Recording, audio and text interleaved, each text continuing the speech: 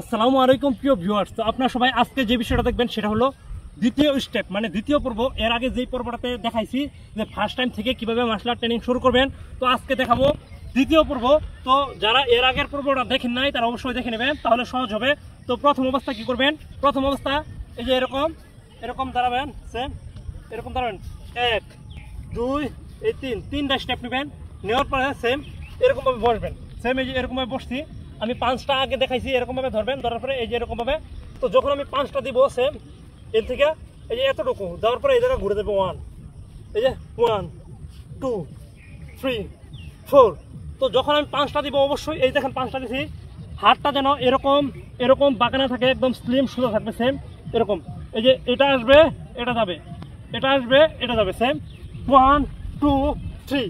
তো next time কি করবেন, নিচে দিবেন 1 2 3, সেম একই সিস্টেম উপরে দিবেন 1 2 3। আপনারা যখন 5 দিবেন সেম আপারে সেম 1 2 3 1 2 3, মানে 5 সেট পর্বটা শেষ।